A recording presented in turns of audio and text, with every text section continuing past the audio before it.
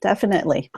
Hi, everybody, and welcome to the Montessori Show of August 2016. I'm Simone Davies from the Montessori Notebook, And I'm Jeanne-Marie Paynel from Voilà Montessori, speaking to you live from San Diego. Welcome, everybody. we hope you all had a great summer. We've been on summer break, and I had the chance to travel to Australia to see my family, so that was super lovely, and my friends, of course. And Jeanne-Marie, you're just back from France. I am. I'm back from spending 7 weeks in France, where I actually shared my passion of Montessori there in Paris, having some nice groups and meeting some positive discipline people in Paris, and then living and working from Paris, which was just delightful. And we're super excited because this show is actually an opportunity for you guys to send in questions to us and we can answer them. We're both Montessori teachers, and we love to help you introducing Montessori at home with your children. Some people have already sent in questions, so we'll start with those ones, but feel free to pop in the chat box any questions you have. You'll only see that chat box if you actually are viewing on a desktop or a laptop. Unfortunately, iPad and mobile don't have it, so jump onto a normal desktop if you want to drop in a question, because I'd love to answer them.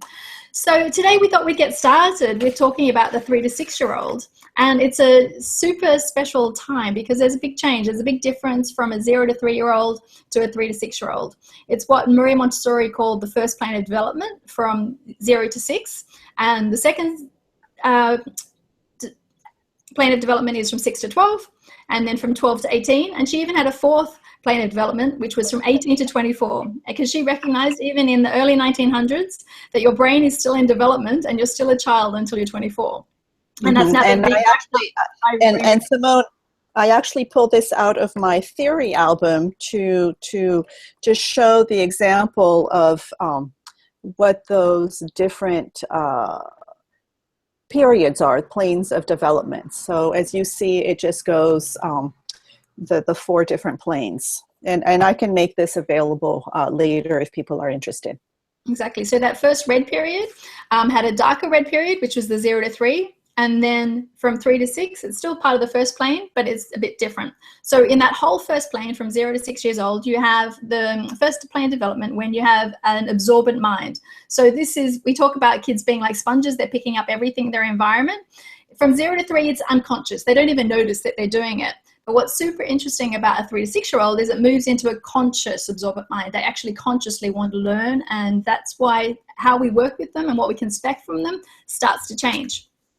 So, Jeanne-Marie, do you want to explain that more for some of the people who don't know about? Sure. So that what we call, that plane of development. So 0 to 3, when Simone says that unconscious, to me, it's really about, when you see a child before 3, they have this life force within them that is just pushing them forward to adapt and to learn and to figure things out. And oftentimes I tell parents, there's really not much you can do other than just get out of the way. They have their agenda. There's plenty of things that they need to figure out.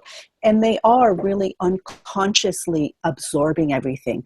When we think of it, they've develop from a infant to a walking child that first year.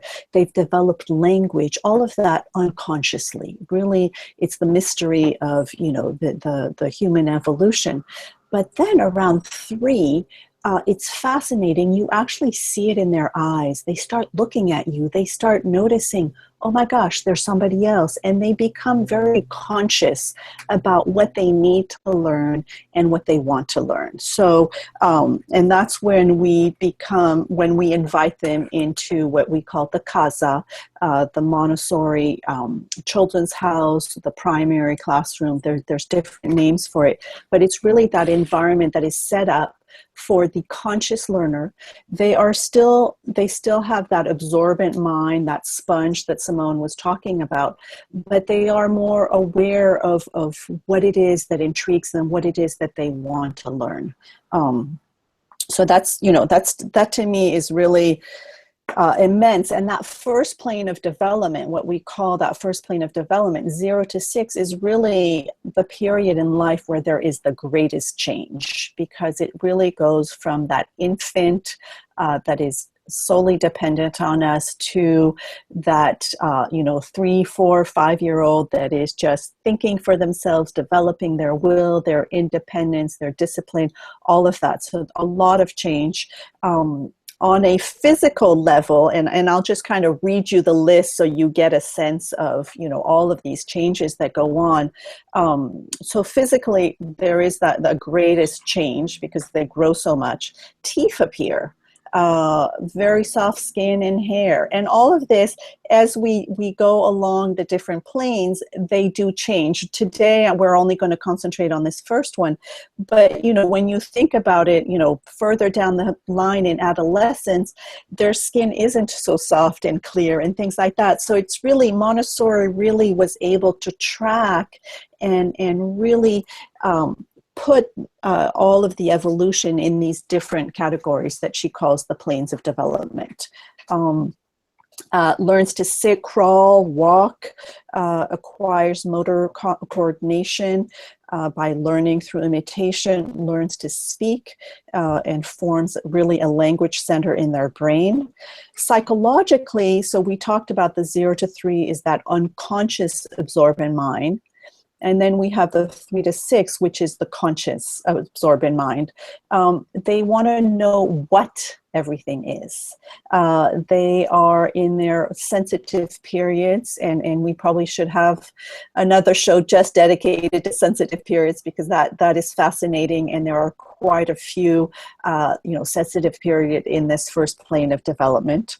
The ego is forming as well. Their awareness, and especially in, I would say, before 3, maybe the 18-month-old, we've talked about this before, where they're really have this awareness that they are a full-fledged individual, and their will is developing and so forth. And there's a lot of things that we can do to help them to develop a healthy will.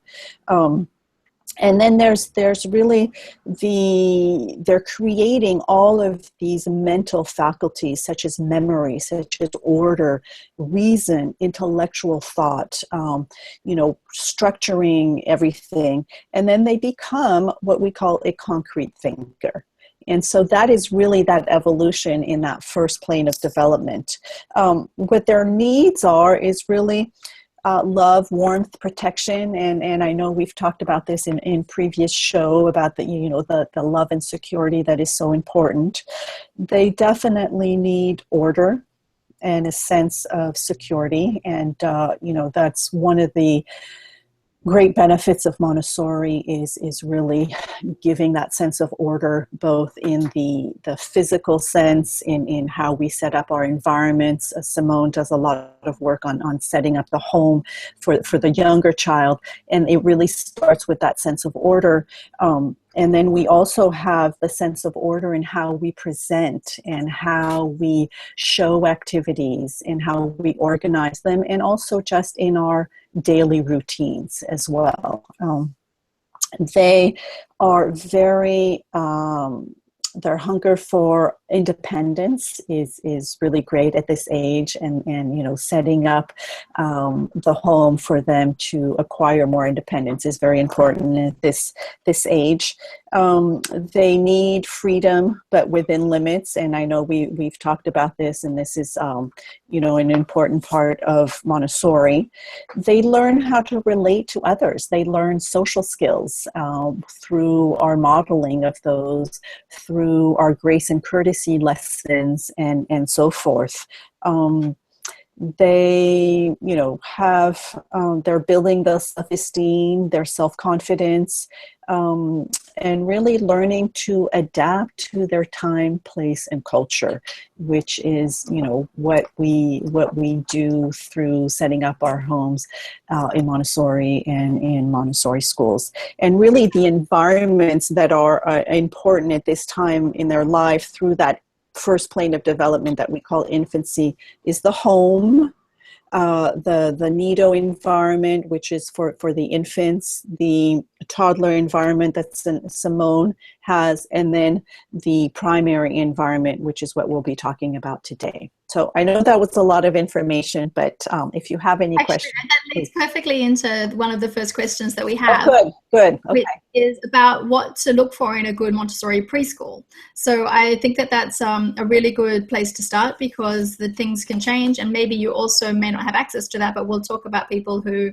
maybe have to go to a non-Montessori school, but would like to do Montessori at home. But let's first start with what to look for in a Montessori preschool. What would you suggest, Jeanne-Marie? Okay, so great question, because as we know, Montessori was never copyrighted. So there are many different versions of Montessori, and it is important to do your homework and know what are to be looking for to find an authentic environment. So first of all, just being aware that Montessori is about an environment that is child-driven, that it is really an environment that is set up for children. So this notion of the prepared environment, you need to see it in the school environment as well, where it's really an environment that is simplified, it's down low for the children, everything is there for them,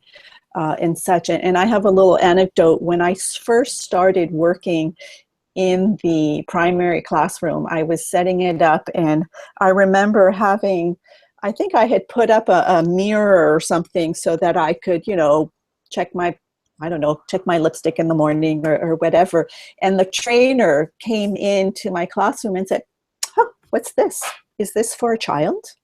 And I was like, "No, that's for me." And it was just interesting how we really prepare the environment for the child. And so child-driven, really, when you go, and this is one of I tell all parents when they're looking for a school, whether you are looking for a Montessori school or not, it is critical that you spend some time observing, that you go and you sit down in that environment and you just observe, no judgment, no need to, have preconceived idea, but what are the interactions going on? How are do the children look happy? Are they, doing things? How are the adults interacting?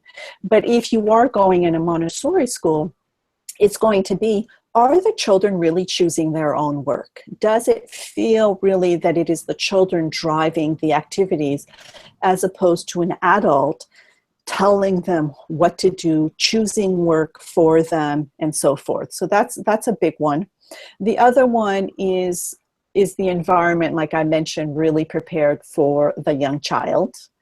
The other notion is this idea of mixed ages. And this to me is often kind of a red flag that we see in other schools that, might call themselves Montessori or not. And it's just separating children by their birthdays.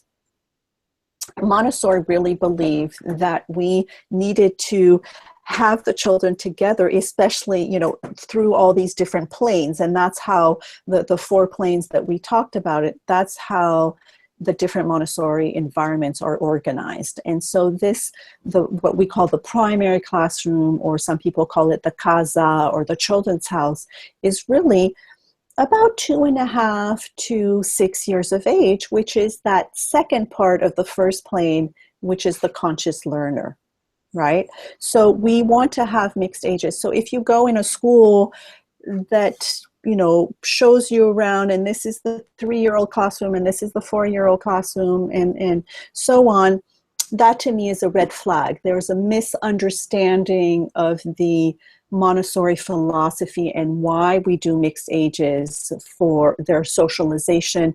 It's just beautiful to see the young child coming in, looking up to those older children, the older children helping the younger ones, giving them lessons and so forth. So it's really there's a real beauty to that mixed age group.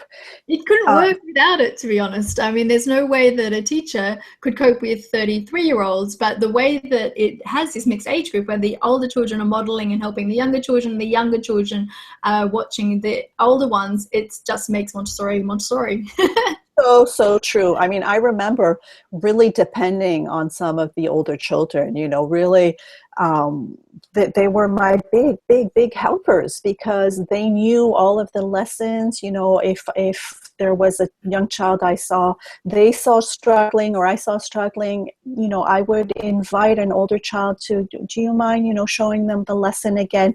And it's just beautiful to see that older child kind of, grow in confidence because they are able to share what they have been learning with the younger children. And then it's so invigorating for the young child to see and to kind of anticipate what they're going to get to work on further down the line. So yeah, I love it. I mean, I can't imagine having 24 3-year-olds. The mixture is really what makes it Montessori, like you say. Very, very true. Also, I think the teacher herself or himself, the way that they react to the children, I think that's also a key point, don't you think? Yes, definitely, because depending on when you say react, what exactly are you saying? Oh, how they talk with the children, if they're respectful, how they would deal with a situation where there may be a conflict or that an issue needs to be solved between two children, or even how to get a child to help pack away and things like that. So, or if worse, I saw a teacher standing at the front of the class giving a lesson to 33 to 6-year-olds. Yeah, no, that would not be a Montessori school, definitely.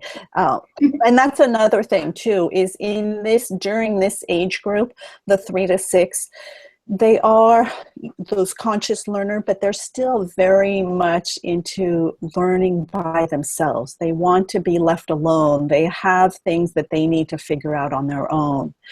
You will see that change towards the end of their 3-year stay in the primary, where they start to want to do things in more of a group setting, and that comes from them naturally. And maybe on another show we could have a guest that does lower and upper elementary, where they are more into wanting to be together and figuring out issues together. But during the 3 to 6, they're very much doing things individually. The guide gives individual lessons. Once in a while there is a little group lesson if we're doing grace and courtesy, if we're, talking about a specific issue or reading a book together. But most often you are going to see, when you observe, really one-on-one interaction with the adult and the child. So yes, great. definitely. Yeah. Oh, yes. No, I had some more points about looking for what qualities you wanted to look for. Is that okay? Go ahead. Yeah. So we talked about child-driven, the prepared environment, the mixed ages, this notion of freedom within limits, meaning that the child is free to choose work that they desire. One of the limits, though, is that a child will only choose work that they have been presented or shown by either an older child or the guide. Most often it's the guide that is always going to do that first initial lesson. So that's, sometimes I think Montessori gets this bad rap of being the school that children do whatever they want. Yes, they do. They do what they need to do to learn, but there are limits. And one of them is this notion of, oh, have you been given a lesson? Did you get a lesson on that? And they know very well and usually put it back. The other one is the way that the environment is prepared, where there is only one, piece of material for those 25 children, so that they learn to wait their turns, they learn to share, they learn to clean things up and put them back so the next their friend can use it and such. So those are the kind of the limits that are set by the environment. And the other point that two more points that I want to talk about when you are looking at Montessori school.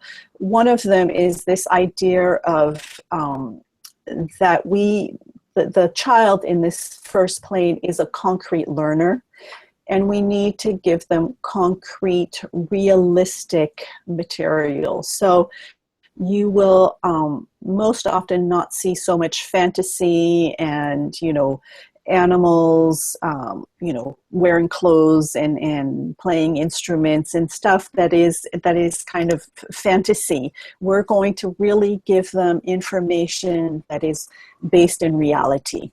Until they're 6 years of age. So in that primary classroom, it's going to be really centered on concrete information. And then the last thing that is very important, and this to me is one of the most important aspect, is this notion of uninterrupted work cycles, meaning that children need time to concentrate. They need to be left in their flow, and we need to respect that. Children tend to want to repeat an activity over and over again. We need to respect that, because that is how they are really going to master it.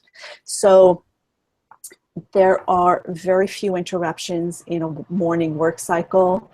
In the primary classroom, this work cycle is most likely going to be 2.5 hours to 3 hours long, where there is just a beautiful flow of children working on different activities, the guide working with one child if they need a new presentation. But nowhere are we going to interrupt the children to tell them to change activities, or that, time to clean up, it's time to go do music, or it's time to go do math or whatever. We're really letting them in their flow. And this is something to me that is really critical to understanding Montessori, is this high respect of concentration, which we also bring into the home, and with the work that we do in the home is really respecting concentration. So I think those are the major points of when you are looking for into going to a Montessori school for your children. That's great. Thanks, Jeanne-Marie. I don't really have anything to add to that. I guess just that the children are happy. That would also be a good signal. Yes. So thanks to Betsy and to Katka for asking that question. And Betsy also had a question, and Angela, who's on the chat, also is asking about the half-day programs. So ideally, how many days should we start with? One of the schools has a 2, 3, or 5-day program. One's a half day, one's full day. And I think that the length of time that the kids are at school can be confusing for parents and difficult to manage with working parents as well, if it's a half-day program. Do you want to talk to that? So speaking specifically to the 3 to 6 year old, I would recommend five consecutive days, depending on, whether the school offers half days and full days, and that's also depending on the family. But, for me, it's really about the routine and the consistency, and if you can do 5 consecutive days, that would be ideal. I would only start with half days at the beginning, especially if it's a younger child who is still napping. There's really no need to, stay and nap at school. If you have the opportunity to pick them up after lunch and they can nap at home and, have some afternoon activities with you, that is wonderful. Otherwise, if you are working parents and that's not an option, then they have a full day. They usually, nap at school and such. When the child gets older and is no longer needing to nap, then I do highly recommend that full day. They just get so much. And again, there's the afternoon is very different because it's usually kind of the older children who are no longer napping. There's different activities. There's usually fewer children in the afternoon, so the guide can, maybe have more in-depth lessons and so forth. So I personally definitely, recommend if you can do 5 consecutive mornings, that's ideal. if it's only 3, then that's fine. But I know in the AMI qualified certified school, they only offer 5 consecutive days just because it benefits the child. Yeah, when my kids started at a Montessori preschool, they did 5 consecutive days, but just half days. And there were 3-year-olds and 4-year-olds. And when they were 5, they got to stay for extended day, and they thought they were really big. But actually, Exactly. I think that actually was really good for the kids, because they were really fresh in the morning, and then we'd come home and have more a quiet afternoon, or go out and do visiting or play in the playground. So for us, for the 3- and 4-year-olds, for a half day, I actually think that worked really well. But I understand that it's not possible everywhere, and it's not even an option and offered at all at the schools. So that's really useful. Thank you very much. Yes, I just want to take a second to acknowledge all of these wonderful viewers from all over the world. I'm always just so enchanted with having people from the UK, Slovakia, North Carolina, Berlin, Switzerland. It's just amazing. So the Montessori community is truly worldwide. So welcome, everybody. Yeah. I just love it. We always say the power of the internet, that we can be sitting on opposite sides of the world and be doing amazing. This. It's amazing, yes.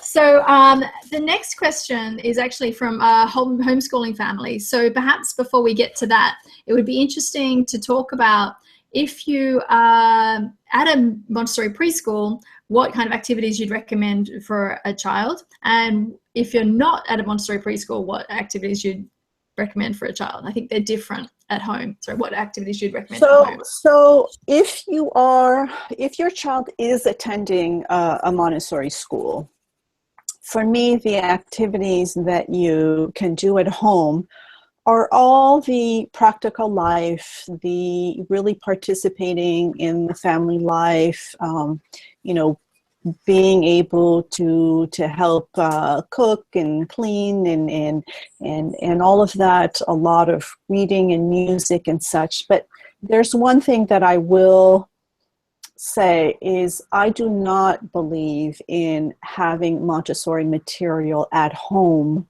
when your child has a Montessori environment to go to. I really, really believe that it is important to separate the two. The child is so excited to go into their Montessori community and be able to work with the Montessori material, that I wouldn't want to take that excitement away by having the same material at home. So especially in the 3 to 6, where we start having more refined material for the sensorial material, the math, the language, all of the geography and all of that. I just, really want to make that separation so that at home they can just be children and just help with the family chores and develop those skills that they're learning at school and really, there's a lot activities, math and language and sensorial, that you can still do at home without having to have the per se Montessori material. So that's, definitely that. Now, on the contrary, if you are not in a Montessori school and you want to integrate some Montessori teachings at home, then yes, there are, different activities that you can definitely do and maybe, want to invest in some Montessori material. I'm actually right now working with a family that is in that situation where they have 2 boys and there's no Montessori school in their area, but they, really believe in Montessori. So we are complementing and doing some activities at home that are very specific in the, what I would say the more academic Montessori material in the math and language and all of that at home. But that's because they don't have access to Montessori. So does that answer your question? Yeah. Yeah. Do you think there's any confusion then? Say they're learning a certain way of learning to read at school, and then you have sandpaper letters at home, which is the Montessori way. Do you think that there may be a conflict there? I don't think so. I mean, I think if it complements and helps them, learn and really master those skills. And this, for the example that I gave, is actually a family where they are in a school where they're not going to learn how to read before 6 or 7 years of age. Mm-hmm. And she was seeing her child was extremely interested in what all those symbols are. And, it's kind of that sensitive period for reading. And so why miss it? So she did invest in some sandpaper letters, and the child is just so happy to be able to. So I think it's, it's all fall.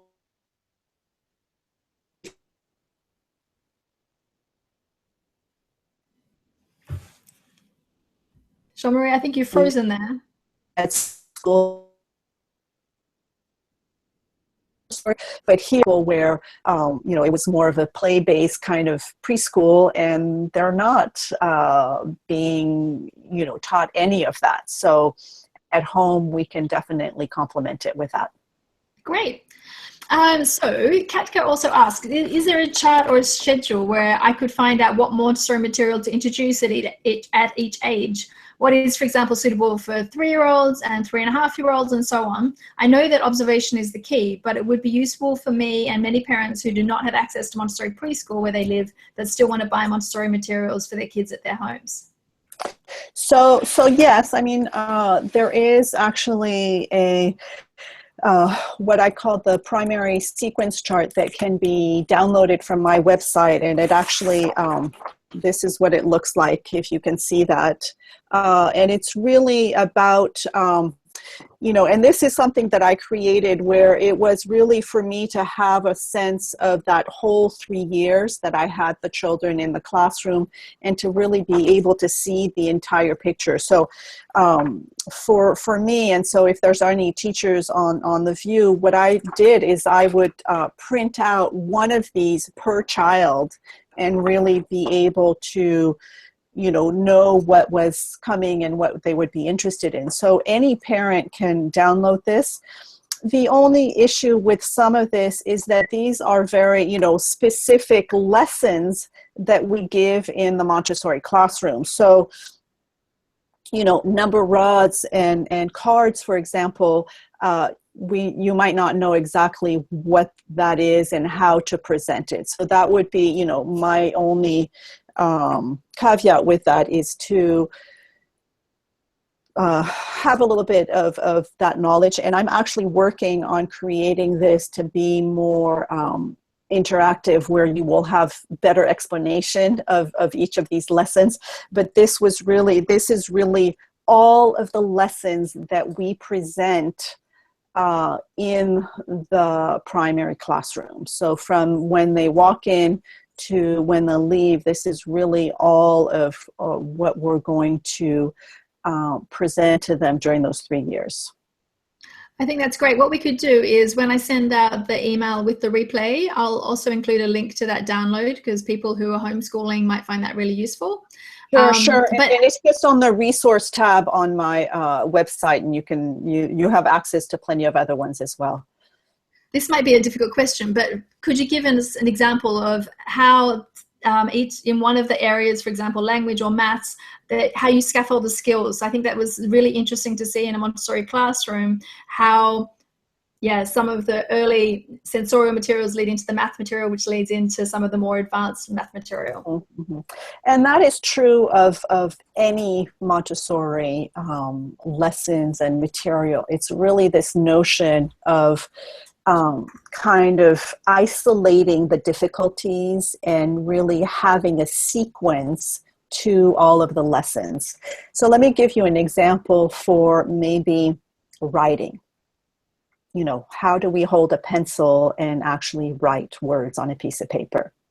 So this is going to start very early on with a presentation that we call washing a table, where we are actually learning to scrub the table from left to right, from top to bottom. So this very unconsciously, we are already starting a muscular memory of how we, sequence that, for example. Also, the sensory material of the cylinders with the knobs. So we are picking it up with our pincer grip. We're doing a lot of activities, opening and closing bottles, all of that. This is going to really help us develop the muscles and the dexterity to hold a pencil.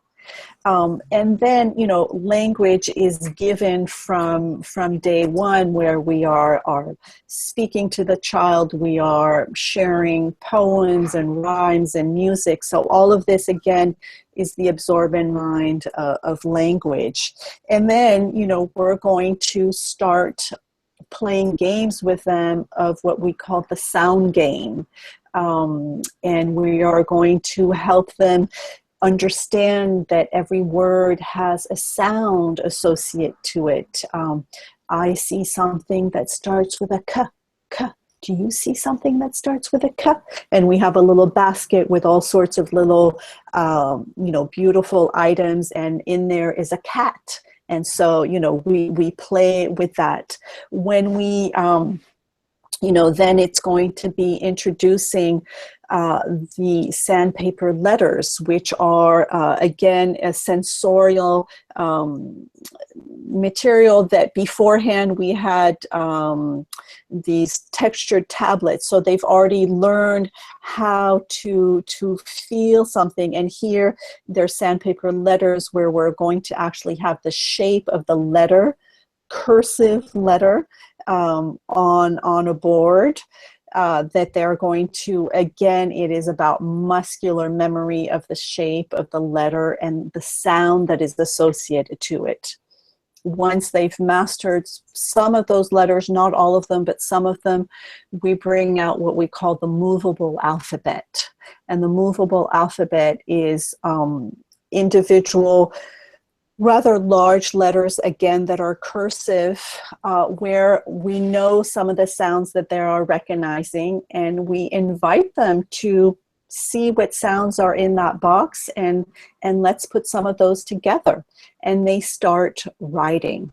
And in Montessori, we write before we read, and writing before we read is because writing comes from within. It is self-expression, as opposed to reading is somebody else's expression. So we really kind of guide them towards the reading first, coming from them.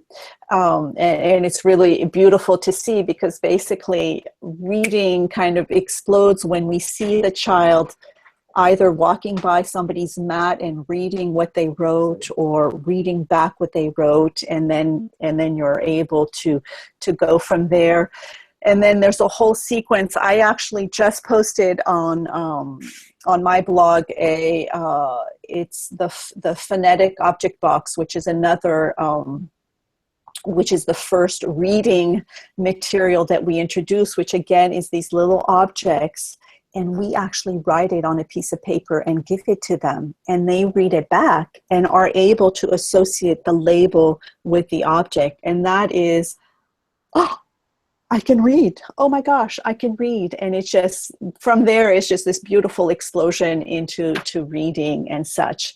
But to go back to the writing, so we had talked about left to right, the dexterity, all of that. So the sandpaper letters, we're learning the muscular memory.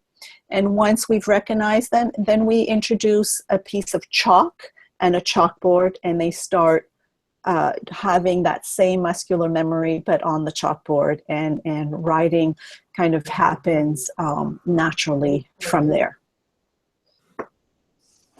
So yeah, that's very quickly, a whole year and a half worth of material to get them to writing. But it's just, that's, how it would be sequenced. And for example, on the chart, it's all in pink.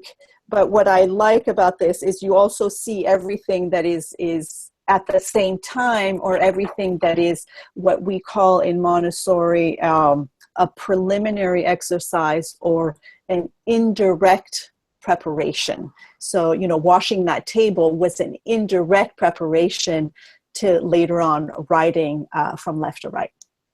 No, I think that's great. And I'm hearing an echo. I'm wondering why. Is one of our tabs muted? I'm not hearing it.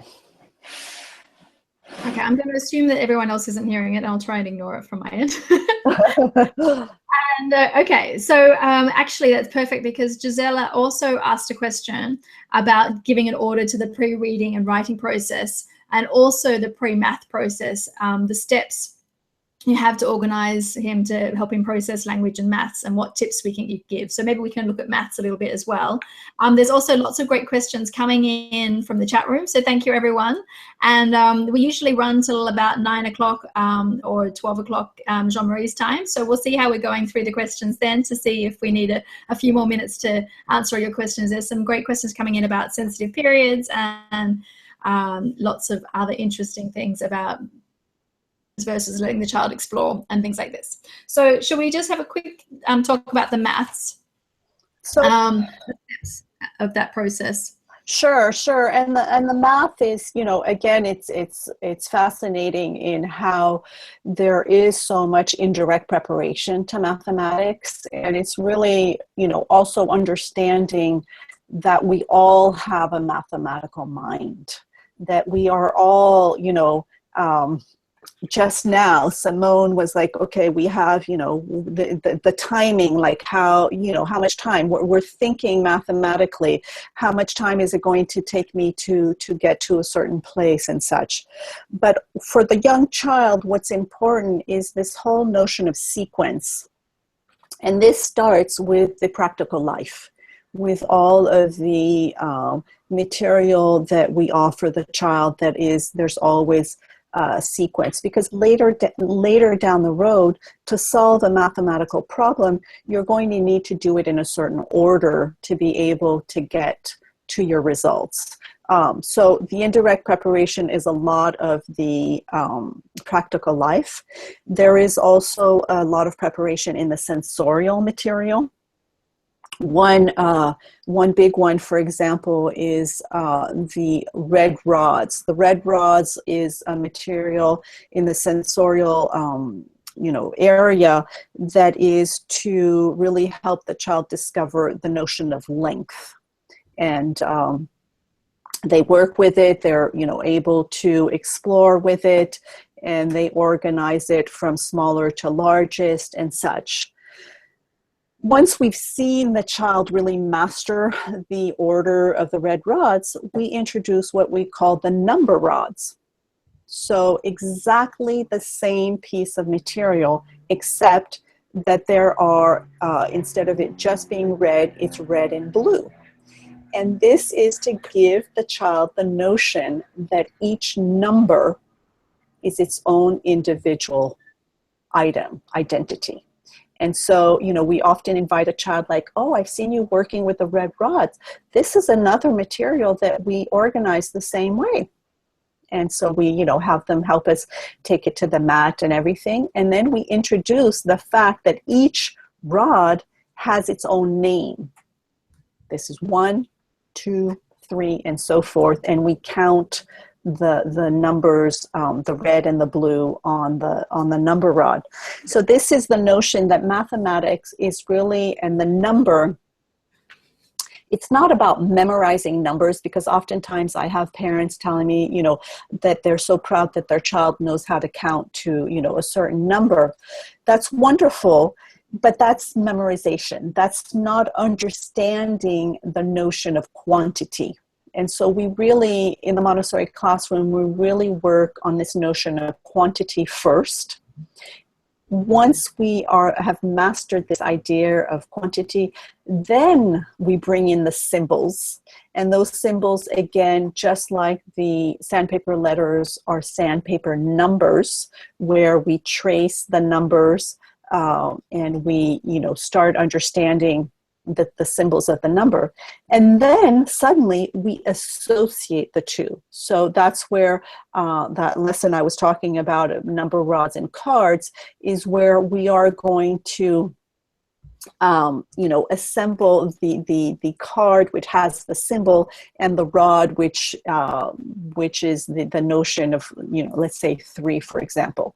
So it's really first the idea of quantity, and then the symbols. So for example, at home, I, really encourage you to be talking in numbers, to be asking for specific numbers when you're setting the table.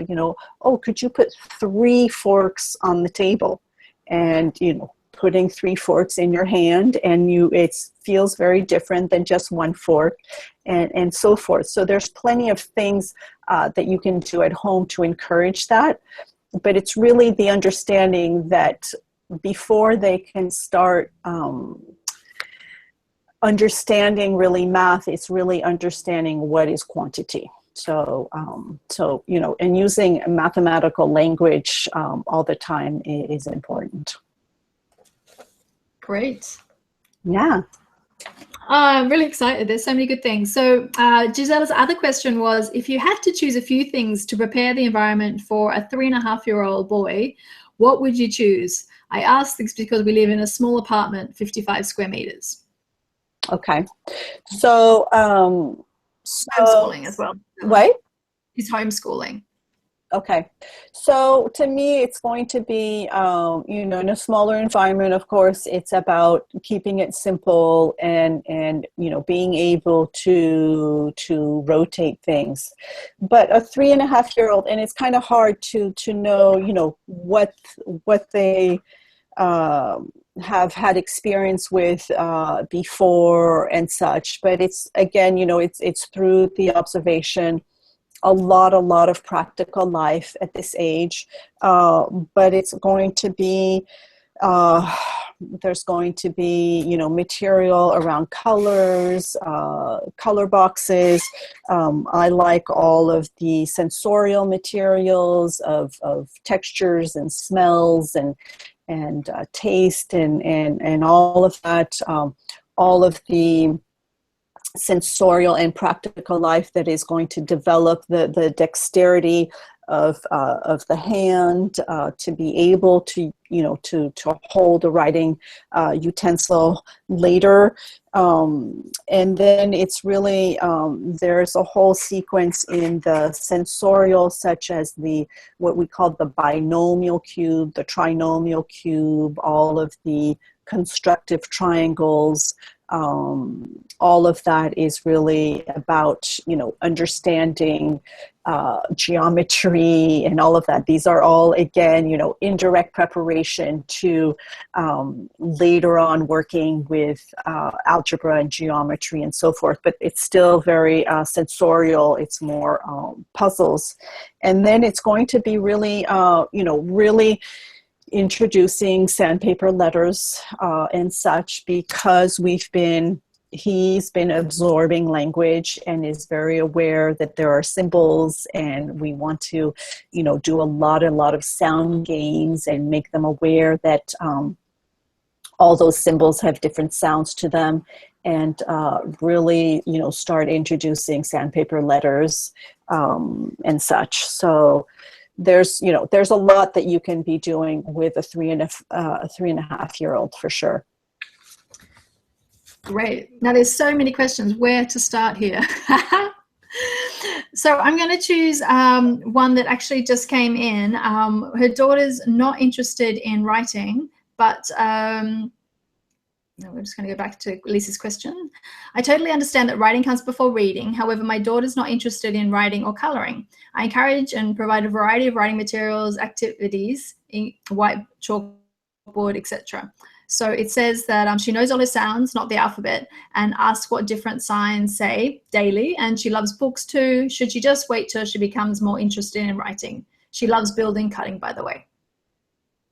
I mean, to me, again, this is about following the child. If there's no real interest, I mean, and I don't know, I don't know how old your daughter is, but already coloring and everything is holding a pencil. I know that one of the ways that always excited the children in the classroom to start writing is when we wrote their name, Yeah. or sometimes it was their mom's name, or it was, whose name do you want to write? And that was very, beautiful. And so I also like to, kind of, show them and model how we write, or, write their name and give them a little note and such, so that there's really this seduction that is going on around the beauty of what it means to write. Yeah.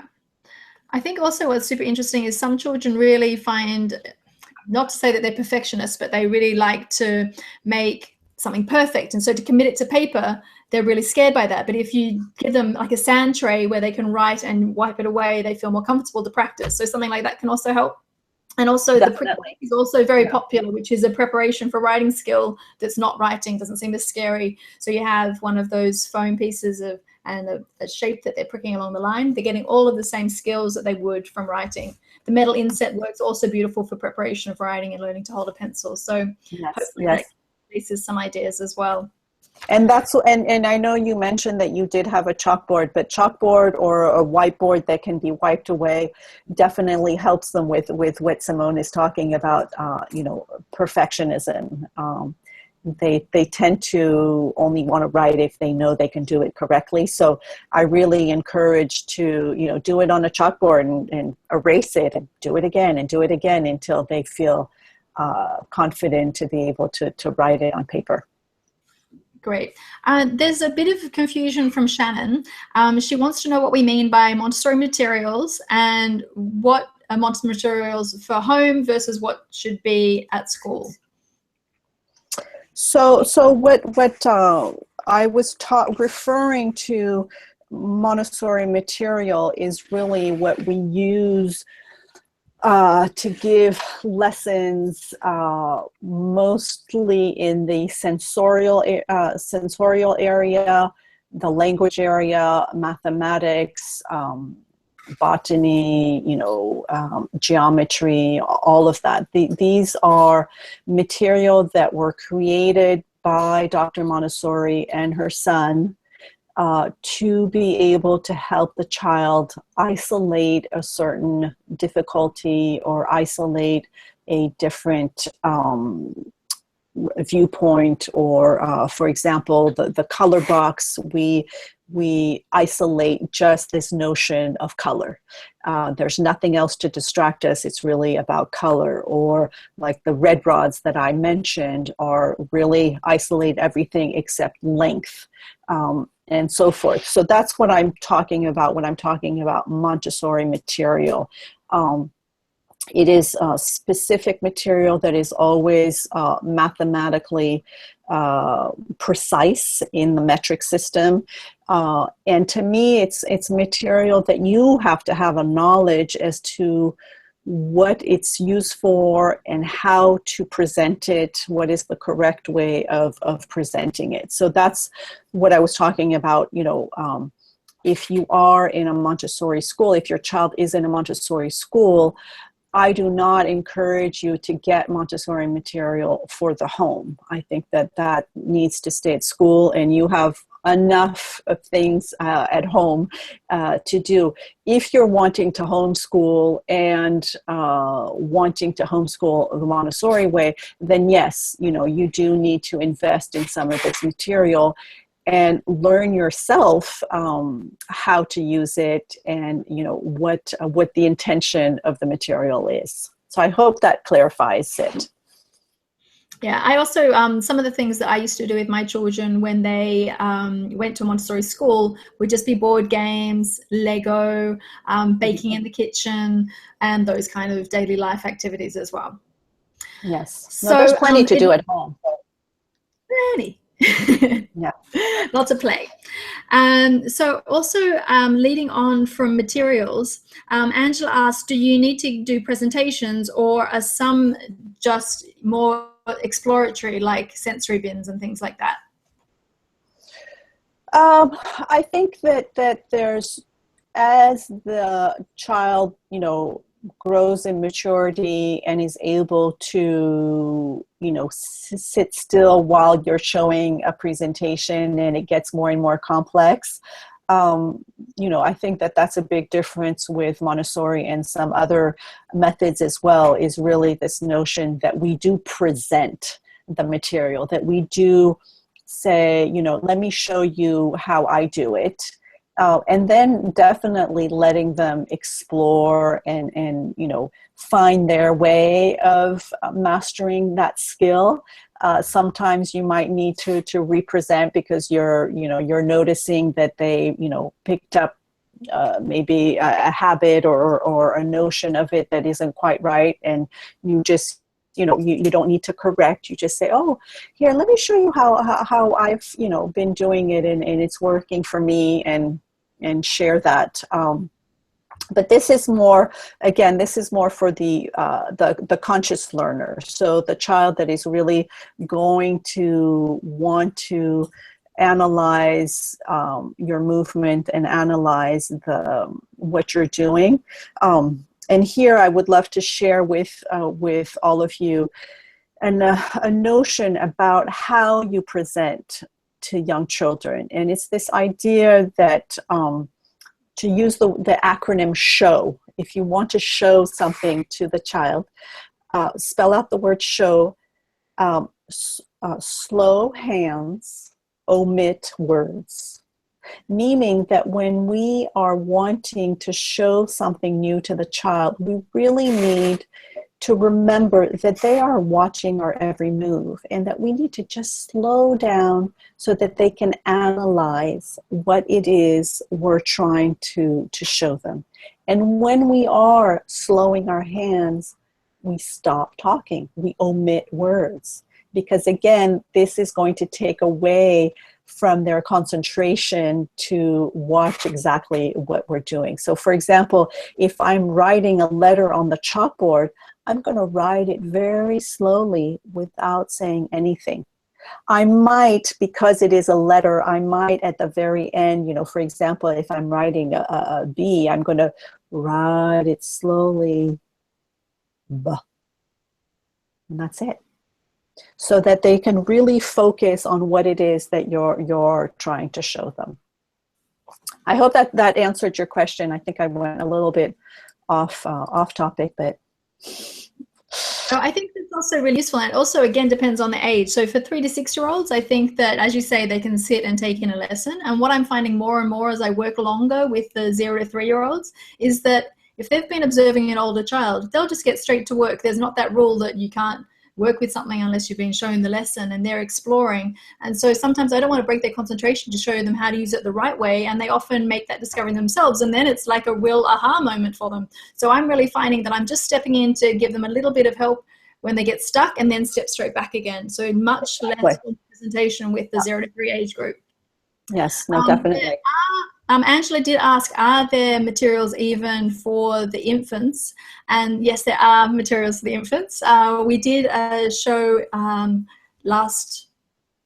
just before the summer about the 0 to 3 environment. So that talks about all the materials for that age group. Yes. And Shannon also asked about a chart for that age group. So I directed her to your resources page, and she's found the one with the pictures. She says that sometimes it's because they're not sure exactly what they all mean, but hopefully if you have any problems, Shannon, you can shoot us an email about that. Definitely. So I have 3 more questions, and I'd love to tackle them all. I've told everyone we're going to close off any more questions coming in, but have you got time to stay on to answer the last 3? Yes, I do. And I did want to just remind you and all our viewers that next month we are doing a show with Pamela Green, who she is more, her background is more in the expectant, the infant, the home, and all of that. So definitely those who have much younger children or who are expecting, she can answer a lot of your questions next month. And then what you were talking about, the other infant show, was also that show that we did with Junifa, who was a great resource as well. So yes, but I do have more time for questions. So go ahead. Okay, perfect. So Marina asked, Can you please tell us more about sensitive periods and when they start, what to pay attention to then, activities, and how to overcome possible problems? Oh my goodness, that's a whole show in itself. Sensitive periods are Shall I give a quick answer then? Right? Shall I give a quick answer then? Yes, please do. Go ahead. So a sensitive period just means that a child is curious and showing interest in a particular area. So they're all interested in language in this period of time. So it's going to be language that will be verbal, reading books together, and sometimes starting to point at a sign and saying, what is that? So when you see your child being curious about pointing out signs, then you know they're in a sensitive period for language. So then what I do is just keep giving them more and more and more, or him, or of that kind of thing. If they're interested in small objects, then you just keep making them smaller and smaller and smaller. Movement is a great sensitive period for this age group as well. So when you see that they're trying to climb up on the couch, instead of saying, no, don't climb, provide opportunities that they can climb that are more appropriate. Take them to the park, keep challenging them, put them into a gymnastics class if they just don't have enough climbing in their system. So that's a really super short answer to sensitive periods. Keep observing your child, offer more of what they're interested in, and it doesn't have to come from the textbook that they need to be in a sensitive period for this and that. Just keep watching your child and give them more of what they seem to be interested in. And even if they're not interested in reading books, then don't force books for now, because they will come to it in their own time, and they know what they need to be working on. Yeah. Yeah, and just to add to that, I mean, a sensitive period is really, you can, with your sense of observation, you will definitely see it's really a child who is just a bit obsessive about a certain aspect of like you mentioned, language. Like they're asking all the time, what, pointing. And it's just because it is a time when the child can learn without any effort. It's really this moment, what we call a window of opportunity, where it just comes so naturally, so effortlessly. And those different periods are really what we work with in Montessori, is really to feed that fire of curiosity that they have going in those sensitive periods. Great. I've just noticed that Marina said that her child's only 1.4. So a lot of the things at that age group are going to be language, so how they start expressing themselves, and communication, and movement are really big. And order. Really, let's not forget the very important sensitive period of order in those first 6 years of life, where it's about that physical order, and it's also about the routines and such that we establish in their daily life. Perfect. That's great. A question from Miriam. Hi, Miriam. She's an old Jacaranda Tree family mum, and she asked, how can you best prepare your child for a Montessori preschool? To me, it's really about, if you've been doing things at home and you've been, going to Simone's classes, I think they're more than ready to enter a Montessori preschool. I mean, for me, welcoming children in the Montessori classroom, you really see it in their body language, in their eyes, that they know that this is where they are meant to be. And they are so happy to be there because it is an environment that is prepared for them. They just have a feel of ownership. So, one of the things to just be aware is just that whole independence, helping them have the skills to be able to dress themselves, to be able to go to the bathroom on their own, all of that, because that is going to be somewhat required of them. There are a lot more children and, 2 adults, and they can, they are not going to have the same attention that they have at home. So, a bit of that of, let's practice putting on the shoes and the socks and all of that. But, usually by that age, they already pretty masterful in all of that. And then just this notion of, using material and putting it back. So, you know, if your home is already set up and you've already have a lot of that going on, that's going to come a lot smoother to them. So I think it's just, you know, talking, telling stories, going and visiting it, and such. And also, you know, I like to give them time to adapt. Some children take a little bit more time to let go of you and spend the entire day away from you. So, you know, be patient those first few weeks. If, you know, if the first day they only stay for 45 minutes, an hour, it's okay. They will, you know, stay longer the next day. I know with where I was teaching, I really, you know, that first week for brand new children, I would ask parents to not go too far so that, you know, if I needed to call them to come pick up their child a little earlier than planned, then they were able to do that. So, you know, giving yourself that time also for you to separate as well, because, you know, some of us have had our children at home this entire time, and letting them go spend the day on their own can be hard on the parents as well. So show compassion to the child and to yourself.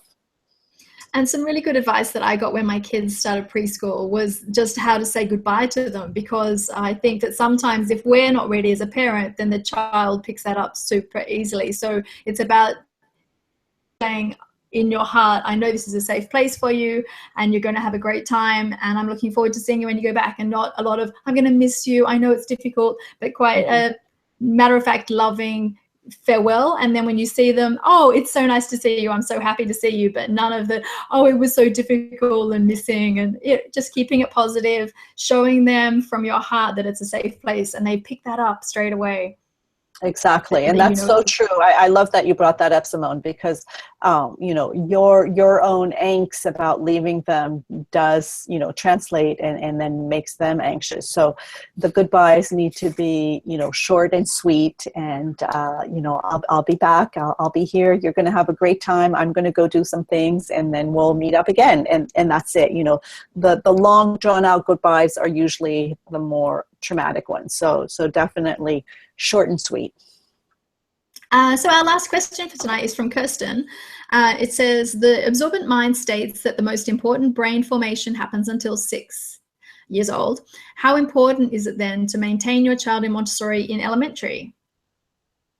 I think if you can, and you have good quality Montessori school through high school, that is the best gift that you can give your child.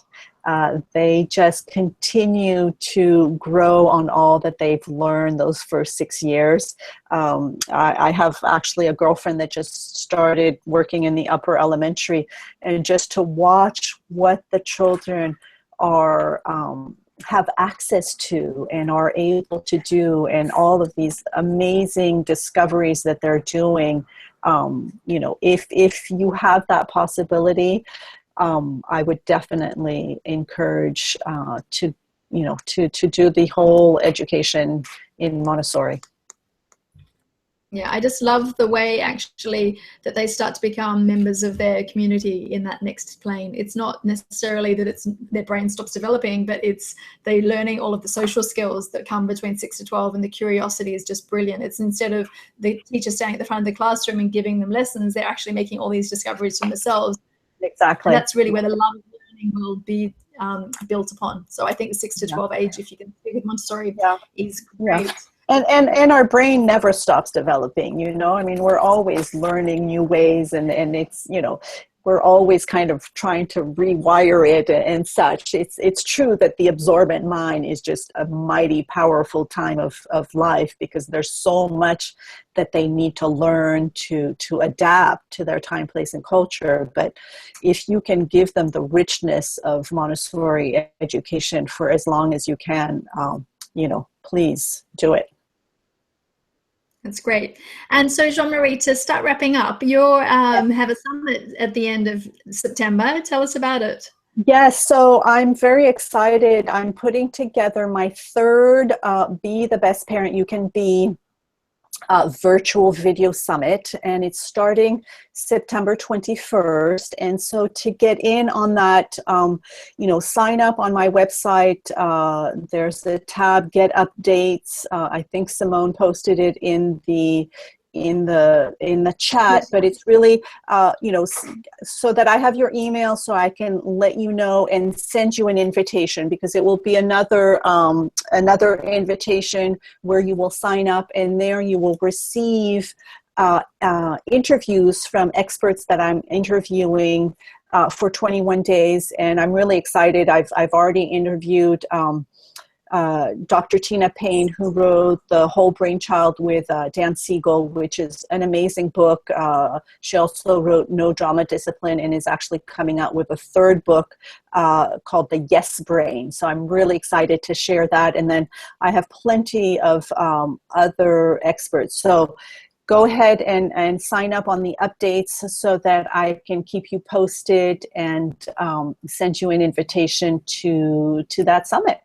So there. Jeanne-Marie, the link won't let me paste it. So what we'll do is we will definitely send the link with the replay. It's saying, okay, perfect. Not link in the chat. So that's okay. We'll do that. Yeah. Sounds definitely. Good. It's so sweet. People are like saying, Shannon said Montessori does secondary. And yes, in some parts of the world, you can find a secondary school Montessori, which is great. I'm not sure where you are, Shannon. Montessori goes through what we call the young adult, so until university studies. It's really conceived from conception to university studies. There's beautiful programs called the adolescent program that are just wonderful. Lisa said, thanks for today's show. I always take away something from the show. It's very informative and provides useful information and ideas that I can go away and work on. Next show sounds great. Third baby due very soon. So that's great. Wonderful. And Kirsten said she's going to think of investing in this for her kids, and then they can go to college in Europe. I love it. Definitely. And it's true, sometimes I think that this period, the first 6 years, is such an important time and such a foundation that I'd rather invest in the education than all the university. So yes, send them to Europe and send them traveling, and they'll be fine. And I'm getting ready for a next group sign up for my Designing Spaces courses, setting up your home Montessori style, which is going to be super fun. So I'll post links for that in our replay email as well, in case anyone's interested in learning step by step how to go around the rooms at home and set them up so that they're attractive and engaging, and basically getting rid of the clutter is a big part of that, and we're going to help you do that. So that's also super fun. I'm also, of course, looking forward to seeing all of the children and their parents coming back to class starting from Monday. So I'm heading back into the classroom tomorrow to do my last jobs there. So Jeanne-Marie, thank you so much for joining me You're so again. welcome. It's been delightful, and thank you everybody for joining us today, and let all your friends and families know about the show, and we'll see you next month. Okay, take care. Bye-bye. Bye-bye.